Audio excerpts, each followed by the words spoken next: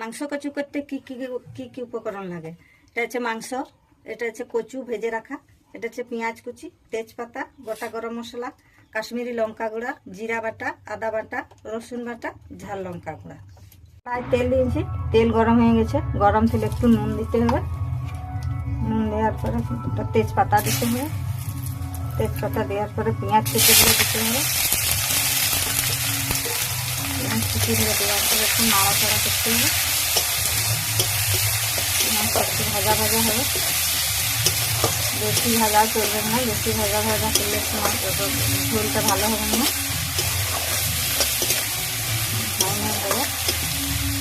নাড়াচাড়া করছি,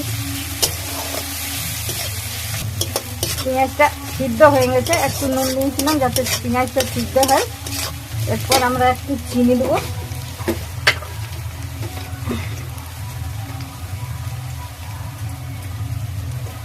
একটু চিনি দিলাম।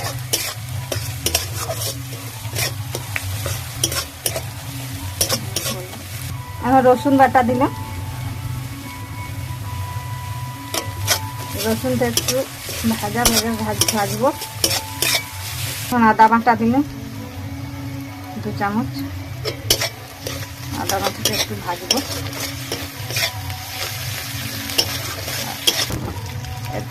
এটা ঝাল লঙ্কার গুঁড়া, ঝাল লঙ্কা,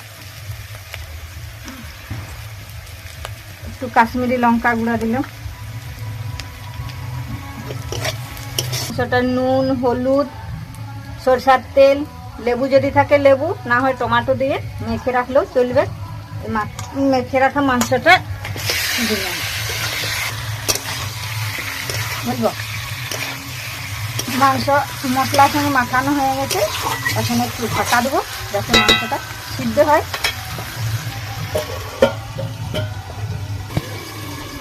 ঢাকাটা ভালো দেখলাম, দেখছি তলে লাগছে নাকি, তলে লাগে না। তবে তেলটা ছাড়িয়ে এসেছে, এরপর নাড়াচাড়া করবো। এখন জল দেবো একটু, মাংসটা সিদ্ধ হবে। একটু জল দেবো,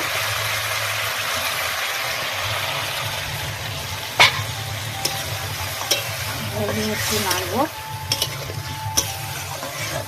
নাড়াচাড়া করার পরে আর একটু ঢাকা দেবো।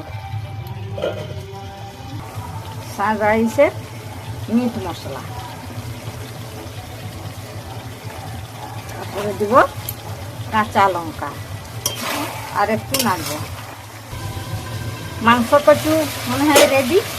এরপর আমি দেখবো, কেউ যদি কষা খায় তাহলে এরকম নামাতে হবে, আর কেউ যদি ঝোল খায় তাহলে একটু জল দিতে হবে।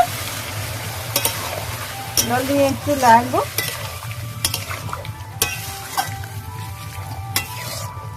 পরিমাণ মতন জল দিতে হবে, যেমন ঝোল হয়।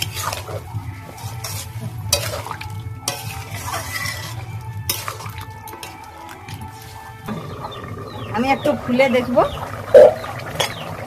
হয়েছে না।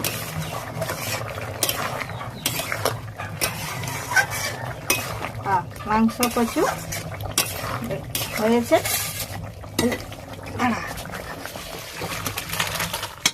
মাংস কচু রেডি। গরম গরম মাংস কচু ভাত দিয়ে কখনোই যে হাঁসা ডুংরি ভাতগুলো পার হয়ে যাবে কেউ বুঝতেই পারবেন না।